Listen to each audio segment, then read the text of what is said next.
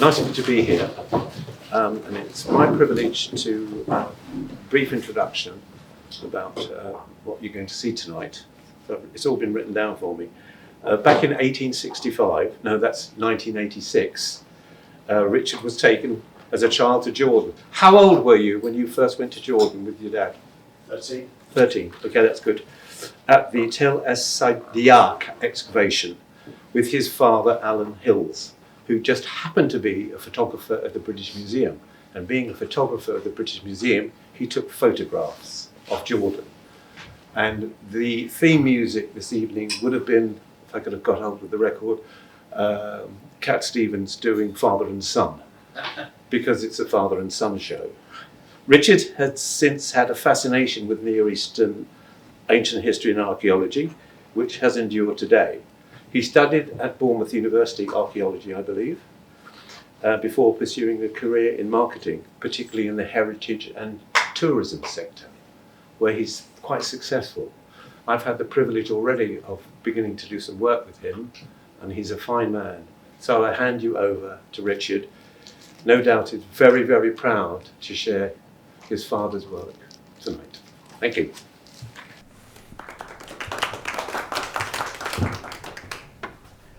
Hello there. So, really, this, what? Okay. So really this is a story of my family in Jordan, and particularly my father, and my introduction to Jordan through his photography. And really I just wanted to say to start with that my interest in archaeology, in history, and for me to sort of go on to Bournemouth Uni to study archaeology and then work in the travel and tourism industry, working with the Jordan Tourism Board, going to Jordan for my honeymoon. It started here. It started with my dad and with Jonathan Tubb. So for both of whom I'm sort of very thankful for allowing that. So this is where it started. 1986, the dig team at Tel Es-Sadiaq. So my father's there on the sort of top left, head photographer for Tel Es-Sadiaq. Jonathan's right there in the middle, and I'm there bottom right, second from the right at the bottom. But we'll just sort of skip that because that's a fairly awful version of me. And this is what my dad did. So his photography on the archaeological dig,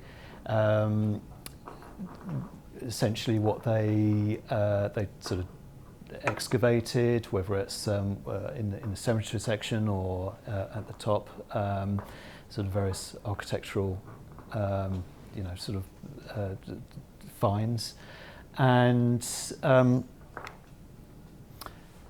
for him, it started in 1947. So my grandfather, there, he was stationed in RAF Ramla and then RAF Amman. And that's my father just there, his first visit to Palestine and Transjordan at the time. So they were actually based in RAF Ramla, and it being 1947 and it being sort of quite hot there with the eventual formation of Israel and the Stern Gang and the sort of various fighting, the families were moved to RAF Amman. And the photo on the right, so that was taken in 1947 at the Dead Sea on the journey from RAF Ramla to Amman. And that's my grandfather with my aunt and my dad. And it being an RAF family, there was like a little RAF school there. And this is what sort of introduced my father to photography. So this is from his sort of memoirs. So RAF Ramla had a lasting personal importance. It consisted of only 9 pupils, and one day the RAF sergeant took the class into a dark room and showed us how to make a print. And from that moment, he was hooked on photography, and that's where it all started. So he would have been, so 1947, he would have been sort of 10 or 11. And then he joined the RAF.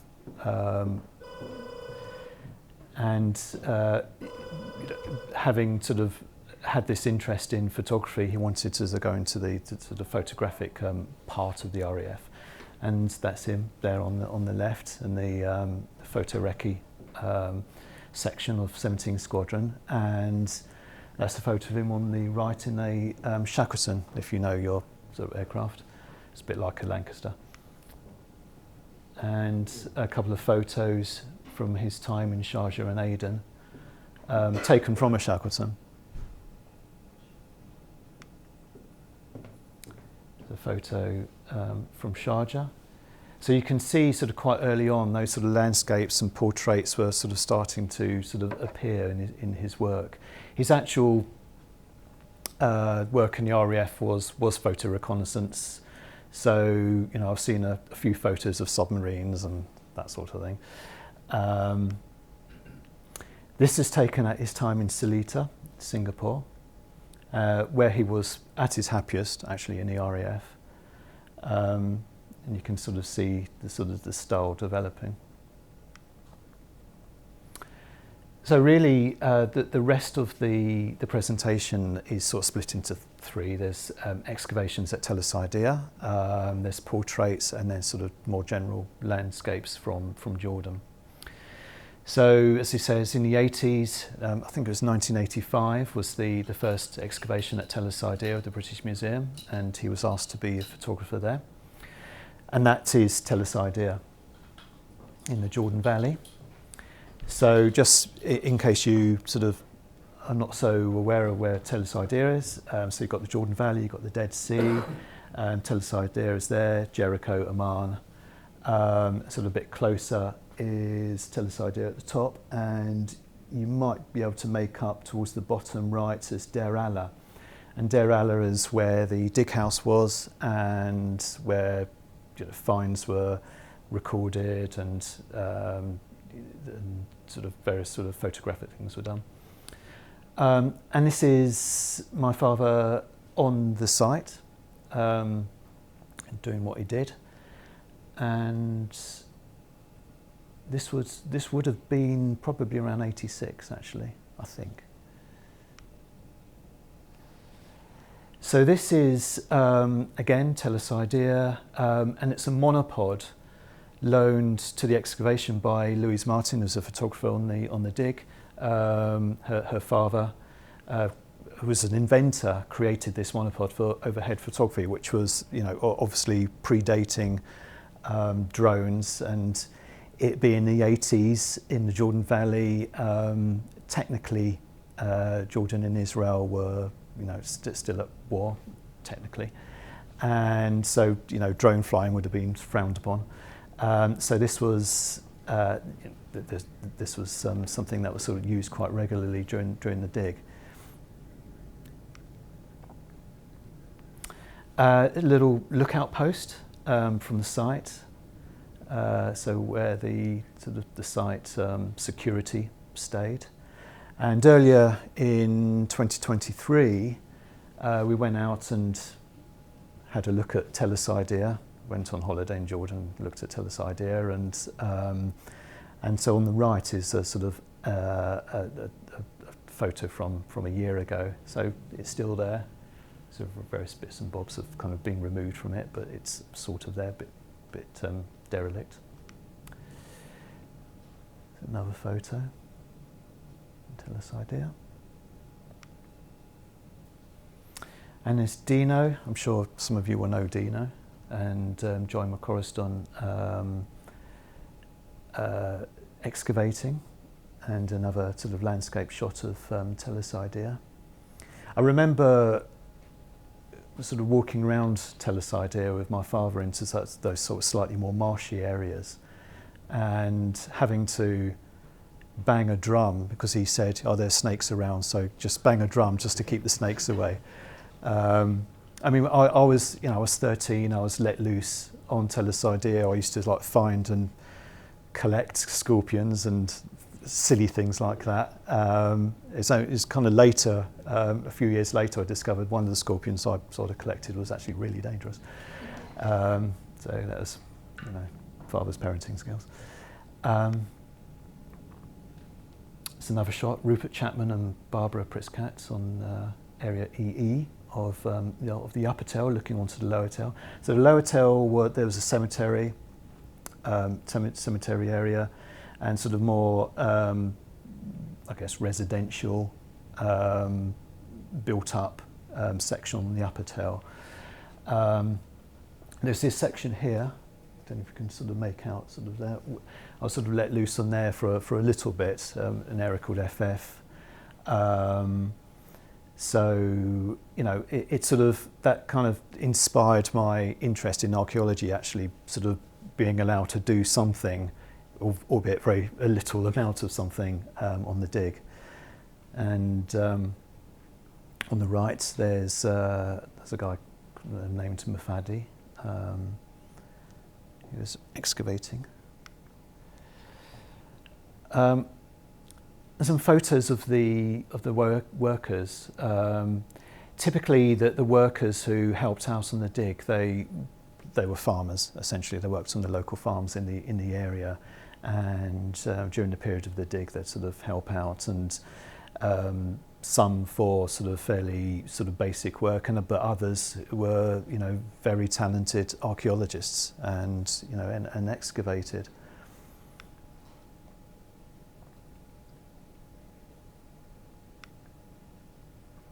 Some sort of various sort of dig site photos, people at work.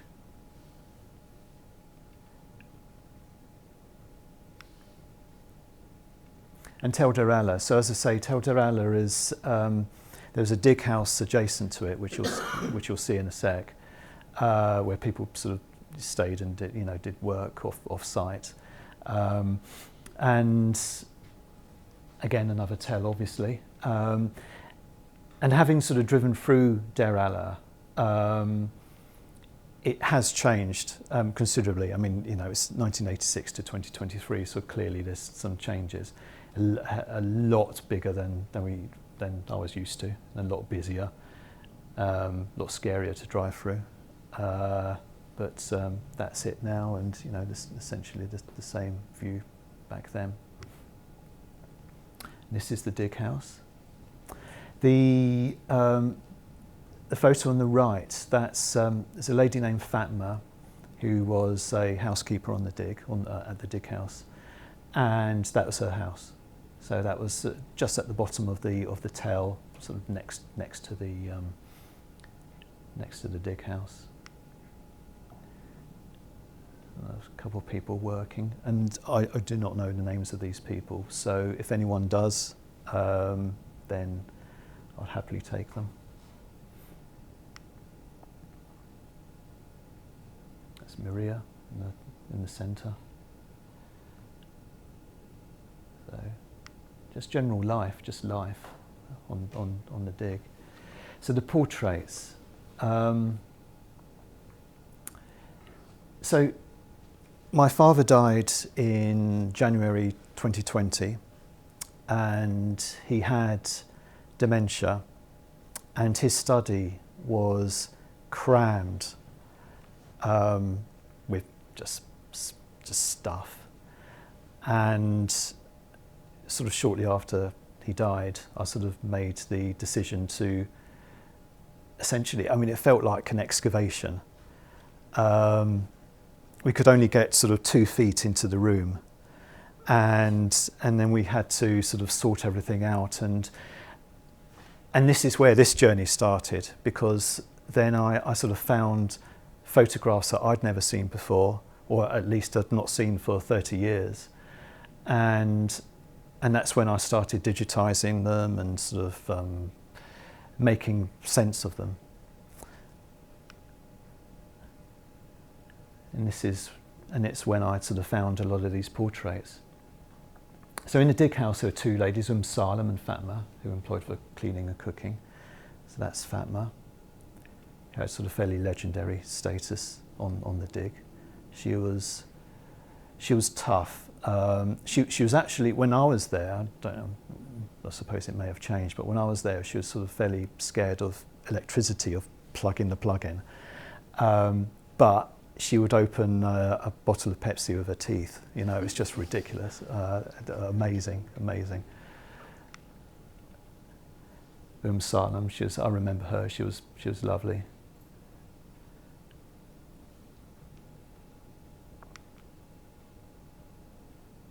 Sandra Smith, who was a conservator in Salem.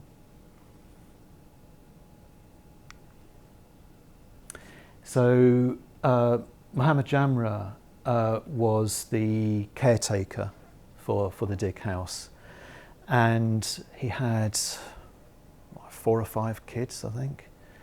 And I used to hang around with the kids because, you know, I was 13. I'd just hang around with the kids, and that was an amazing experience. So because that sort of allowed me to experience family life in Jordan.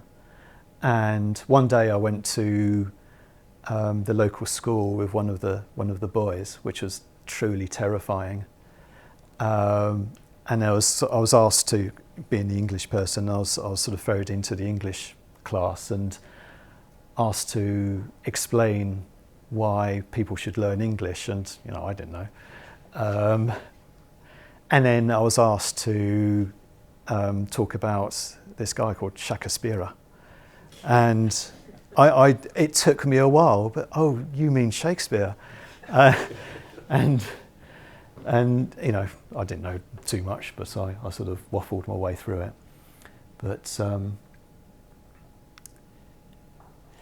so there was a lot of workers on the dig, and unfortunately we don't know their names for the majority of them. Saturday just gone, I found this, and my dad had scribbled some of the names down. So after a lot of searching, even though it's just, you know, 4 or 5 people, we're making some headway, and hopefully there's more of these dotted around where we can sort of make sense of the names of the people I'm about to show you in the portraits. This is Abid. So the majority of these people were Palestinian, you know, Palestinian workers.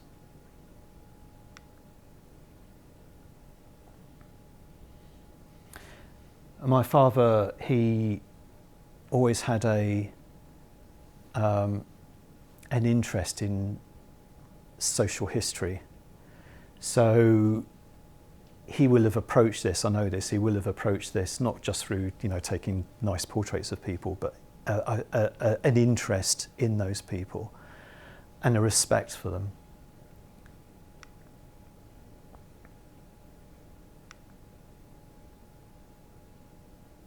It's quite joyful, I like that one. But as I say, the majority of them, we don't know who they are.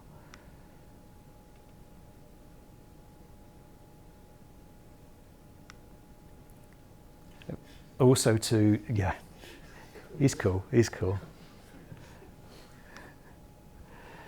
But you know, the majority, as I say, we don't know their names. But hopefully, you know, we will discover their names. Some of these photographs were, you know, had some darkroom work done on by my father, but a lot of them I did the post-production. So it's and trying to emulate his style, which is difficult. Hopefully, with a little bit of success.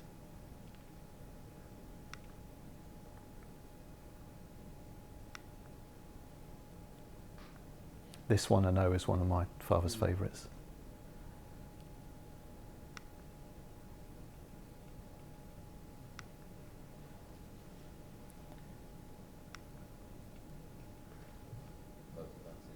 It's those glasses again, yeah. He slept in them. Yeah. I like this one. He was clearly very proud of his diploma that he'd received. This again, this was a portfolio shot, so this is one of my father's favourites.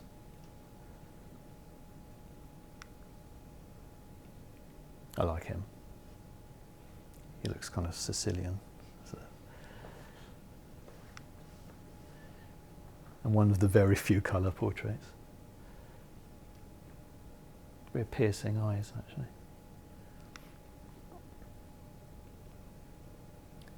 So relations with local people were sort of very good, generally speaking. Could obtain most of the needs locally from the local village, Der Aller, which is now a bigger town. But they would sort of go to get supplies in Amman and Najloon, which is about a 30-minute drive away. So my father, Alan Hills, they actually discovered a bar in Najloon called Alan's Bar. So he liked that. So this chap who was in the Jordanian army, so he's just wearing his uniform there with family.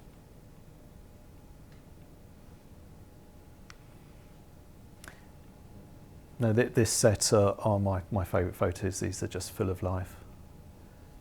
They're beautiful photos.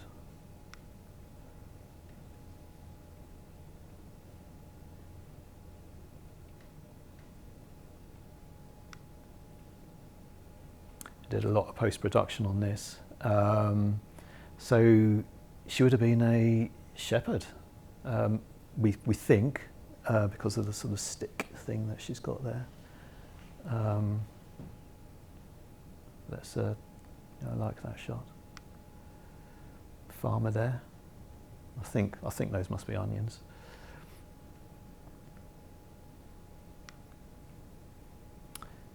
So landscapes.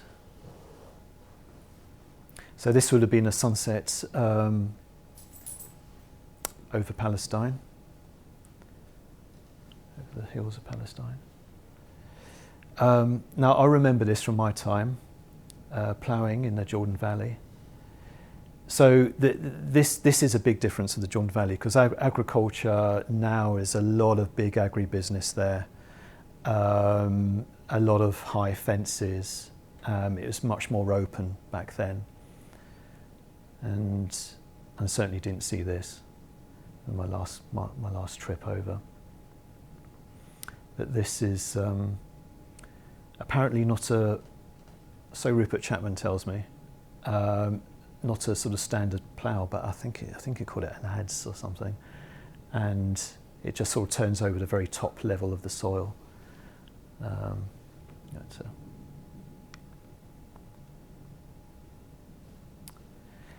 So quite a lot of irrigation in that part of the Jordan Valley, and apparently a lot of people, a lot of kids especially, went swimming, which is quite a sort of dangerous pastime in these canals, apparently.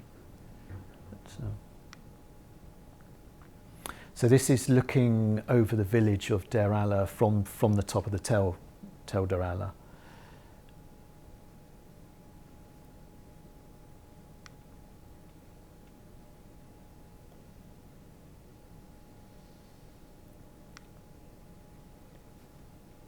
So this is of Tel Der Aller. This is entirely built up now. It's very different now.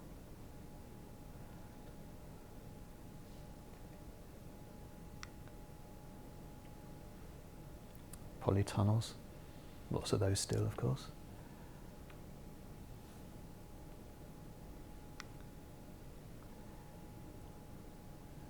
This is another portfolio shot of a Bedouin tent looking towards the Tel.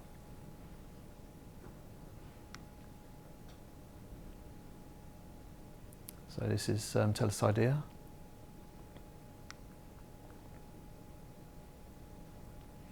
And the digs typically took place in spring, so it's a lot sort of greener, and you can see more flowers than it typically would have been. Wadi Halawa, and the Moab Mountains and grasslands.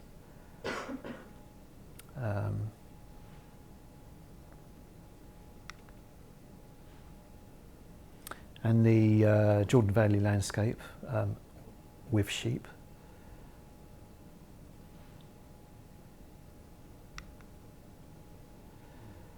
Various other landscapes. So the photo on the right, so that you can see sort of in between the sort of the two hills, you've got the minaret of a mosque. And my father always wanted to take the right photo of that mosque, and they drove by frequently, but the light was never right, and we didn't know whether he actually managed to take that shot. But last weekend I found a photo, and we think it might have been the next shot. It might not have been, but it looks a nice shot to me. So there you go.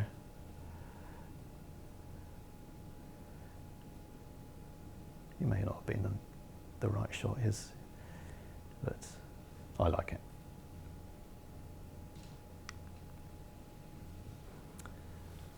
So this is a village, Kabat al-Wahadina, in the Jordan Valley near Ajloon, another landscape.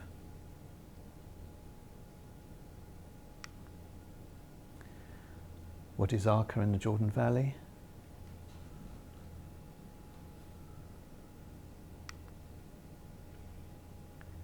So there's a mosque in Ajloon, and you can see the minaret is built on top of a sort of church tower. The Karak street scene, which won't have changed that much. This is Wadi Mujib, and he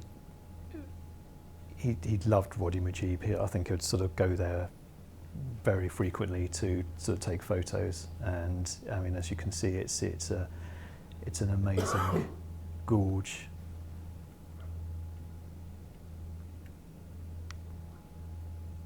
And this is at the bottom of Wadi Mujib.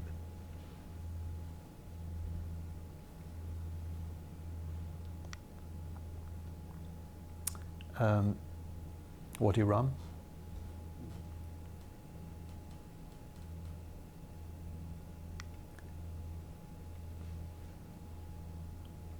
Wadi Rum again.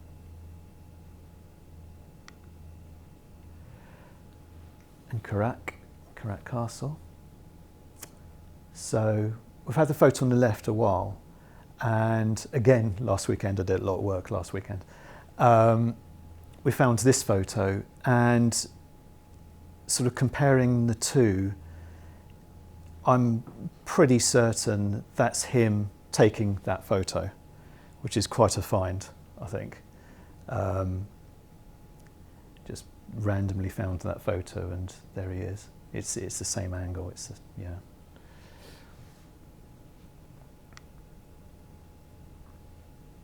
Karak. I mean, Karak feels the same. There's just more health and safety now than there was back then. And then looking down Wadi Karak to the Wadi Araba.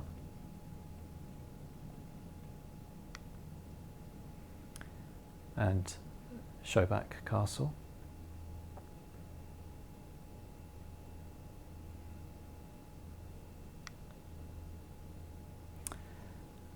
Hadrian's Arch in Jerash, and the photo on the right will have been taken in the early 90s. That's my shots from 23. So you can see the reconstruction of it.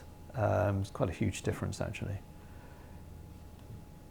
It's sort of much more of a tourist attraction now than it was then. It was, it was obviously lots of tourists there back then, but it's more museums now. This is Petra, all the horses for the tourists. The Nabatean/Roman theatre at Petra, and Bedouin Cafe. All that section now is absolutely different. A lot of work to make it, I guess, more accessible. A lot more restaurants and bars there. It's raw there.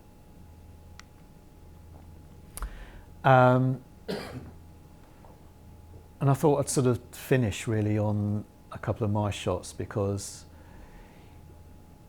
you know, inspired by my father and my time in Jordan, particularly, I sort of took up photography. I wouldn't call myself a photographer, but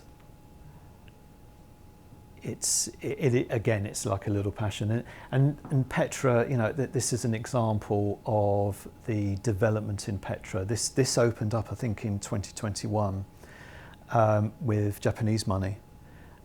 Really lovely museum, Petra Museum, just by the entrance. It's really, would encourage you to visit if you haven't already. And I wanted to put this in. We stayed down in one of those sort of resort hotels on the Dead Sea, where it's all a bit fake. You know, they sort of wheel in the locals just to show the tourists how to make bread and stuff, and you know, it's not real. But around the corner is this restaurant, Bayet Swayama, which was created with the support of UNICEF and sort of various other organisations to help particularly local women with job opportunities. And this was the chef there, absolutely amazing food, and I just wanted to showcase it because it's a really lovely place and really sort of lovely people and an amazing project. And the next couple of slides really on sort of photographic in the sense that, you know, they're not landscapes, but they show how Amman particularly has changed for me. It's pretty cool. It's pretty cool there. So this is an artist called Randa, who does a lot of sort of street art. She does other things as well, but she does an awful lot of street art, and that's what I sort of discovered, that there's so much street art. The art scene in Amman is vibrant, and there's even actually a tour. I think it's Amman. I can't remember the name of the organisation. I can find out, but they do tours of street art in that area. And this was just around the corner from where we stayed in Amman, and just absolutely loved it. And just to show how cool it is, I'm going to finish with this slide. So if you know your games, Grand Theft Amman, and this sums up Amman. It so sums up Amman. And that's how I'm going to leave it. Very good. So, yeah. Thank you. So if you have any questions, then yes, indeed. Please do. So thank you very much, Richard. Excellent talk. A wonderful collection of photographs. Yes. I have a question. You talked about your dad's respect for the people he worked with. Yeah. Did you get any impression either from your father or from your visits how, well, in terms of the archaeology work, how they felt about, you know, the Brits coming over and digging and so on? Did you get any sense of, perhaps given the history of the people? Yeah. And their love of the British. I think they were. I mean, the close contact was with people who worked on the dig or had something to do with the dig, so they naturally had an interest in it anyway. And you know, I don't know of any sort of concerns about a British dig in that area.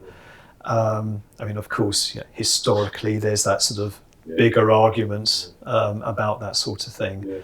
But those people, no, I mean, that there were. I mean, the relationship was good from both sides. I mean, I think. I mean, I remember. And I remember from my last trip, any sort of hijinks was from some of the kids, particularly when the boys' schools were kind of, that they finished for the day, and you had to watch yourself a little bit, but it's just kids being kids, but no, not especially. I don't think. No. Perhaps I could ask a question. Yeah. People who work here will know that we get a lot of people now visiting the PEF who are interested in the history of archaeology as well as actually the records of the excavation itself. And I wondered if you had any plans or if what was in place for particularly the photographs of the excavation and of the site. What will happen to the archive? Is it going to be made available to people who are interested in excavations? I wondered either at the British Museum or I don't see why not. I mean, there isn't a plan in place at the moment for it because I'm still discovering these photos, and I know my father will have, absolutely documented those photos, but I'm trying to find the documentation for them. They will be there somewhere. So I think once that's in place, then I don't see why not. Of course, yeah. I mean, it's got to be of interest to someone. So yeah, absolutely, and I would share that. Yeah, well, it's certainly an expanding area of interest. And as I say, I actually think perhaps a third or even half of the people now visiting here, that is what they're interested in and what they're researching. So it's a remarkable record. Yeah. And particularly those of the excavation itself. Do the British Museum and the copyright of these photographs? Okay, so for these ones, so there are the dig photos, which I imagine, this is something I don't absolutely know. This is a Felicity question, I suspect. Yeah. I imagine they would for the dig photos. The others, no, that'd be my. Was that part of the brief to take those portraits, or they were his personal pictures? That's his personal thing. That's really cool. Yeah. And as I say, coming back to your question, Ray, with respect for people. So my dad was stationed, when in the RAF, he was stationed various places, Salita, Aden, Germany. Aden he would never talk about. And it was only after he died and I found his memoirs about Aden that I knew what went on there for him. And there was a story where basically he was on the sort of RAF bus, and the people sort of got off the bus, and then a bunch of the locals forced their way onto the bus, and they weren't actually allowed to go onto the bus. So he sort of found the sort of predicament a bit scary.